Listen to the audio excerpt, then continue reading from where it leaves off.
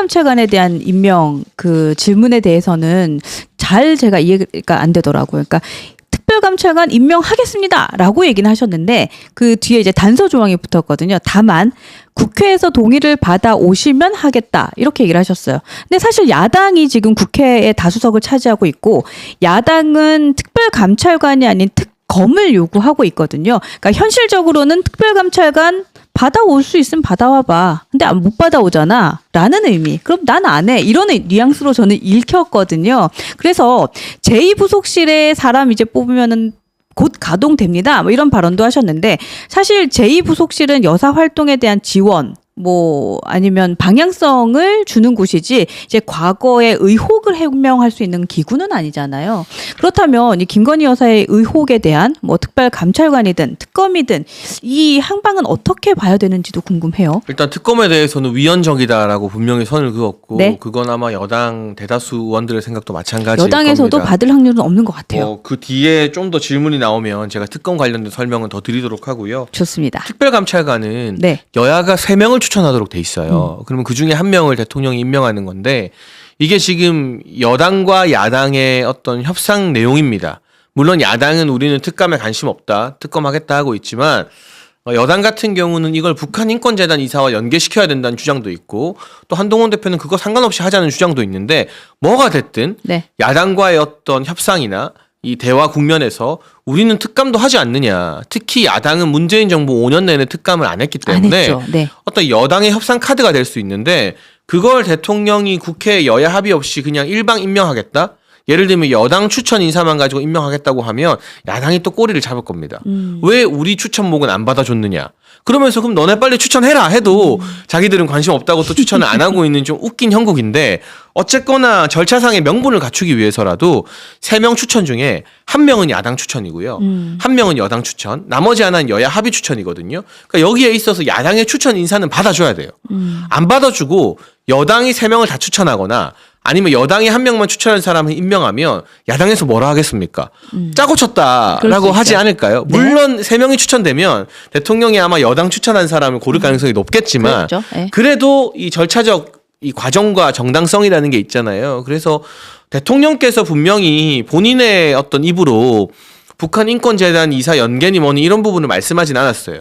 그거는 당의 몫이라는 겁니다. 네. 그런 생각을 가진 의원들도 많이 있는데 그럼 그 전략을 고수할지 아니면 한동훈 대표가 말하는 대로 우리 먼저 추천하자 할지 그건 당에서 결정해라. 다만 당에서 결정해서 여야가 같이 가져오면 나는 거기에 대해서 토달거나 망설이지 않겠다라는 일관된 입장이기 때문에 네. 이건 이제 아마 이번 주는 벌써 목요일이니까 네. 다음 주 중으로는 국민의힘의 의원총회가 열릴 것 같거든요. 그 총에서 특별감찰관과 관련된 문제에 대해서 협의점이 도출되면 그 협의사항을 들고 또 야당한테 가야 돼요. 우리 이렇게 협의해 왔다. 뭐 인권재단 이사를 하기로 했다. 아니면 안 해도 된다. 특감 추천해라. 근데 야당이 과연 그걸 받을까요? 야당은 지금 장애 집회에서 막 탄핵하고 그렇죠. 있는데. 그러니까 특검 타령만 하고 있기 때문에 특감을 받지는 않겠죠. 네, 그래서 실질적으로 진행되기 어려운 부분이 있습니다만 그렇다고 야당을 무시하고 그냥 일방통행하게 되면 왜 여당만 추천하느냐부터 해서 뭐 별의별 이야기가 또 다 나올 거라 이거는 국회가 국회의 몫을 다해야 되는 게 맞는 것 같고요. 제2부속실 네. 같은 경우는 이게 꼭 대외 활동 안 한다면서 제2부속실 왜 필요하냐라는 물음을 할 수도 있지만 네.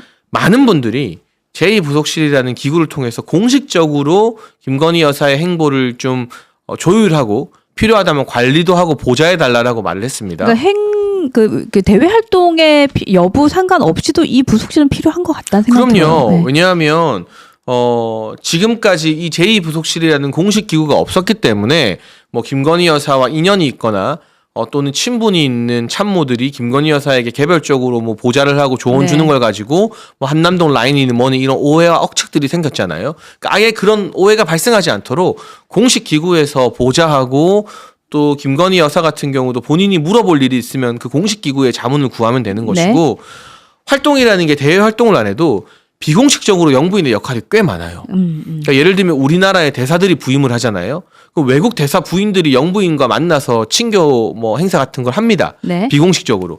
그거를 안 하잖아요. 그걸 안 해주면 이제 외교 결례가 되는 그럴 거예요. 수 있네요. 네. 그러니까 이런 것들은 영부인이 공개하진 않더라도 비공식적으로 해야 될 일이고, 뭐 얼마 전에 야당이 뭐 국악인들 모임 가지고 청와대 기생집 운운하는 막말을 했는데 보이지 않는 곳에서 우리나라 문화예술계나 또는 뭐 사회적 약자분들 격려하고 보듬어주고 식사라도 한번 모시고 하는 거. 그럼 그분들이 청와대 와서 이게 식사 한번 대접받고 가면 굉장히 또 격려받고 그렇죠. 감사해 하잖아요. 네. 힘이 나잖아요. 이런 것들은 비공식적으로 영부인이 할 수밖에 없는 활동이거든요. 네. 그럼 이걸 이제 공개 안 하더라도 비공식 활동에서의 어떤 조율이나 보좌 기능은 이 이보석실이 하면서 거기서 야기되는 오해나 어떤 잡음을 줄이겠다는 것이기 때문에 대외 활동 중단과 무관하게 이거는 예전부터 야당에서도 요구했던 부분이다. 네. 그걸 이제 실천하겠다는 뜻이다로 해석해 주시면 좋겠습니다. 그러니까 사실은 특별감찰관을 그냥 안 받겠다는 얘기를 저렇게 하셨구나라는 생각을 사실 저도 좀 했는데, 네. 그러니까 얘기를 듣고 보니, 그러니까 국회의 역할을 그리고 또 국회에서의 절차 과정을 준수하겠다라는 의미로 받아들이는 것이 또 합리적일 수 있겠다라는 생각도 좀 듭니다.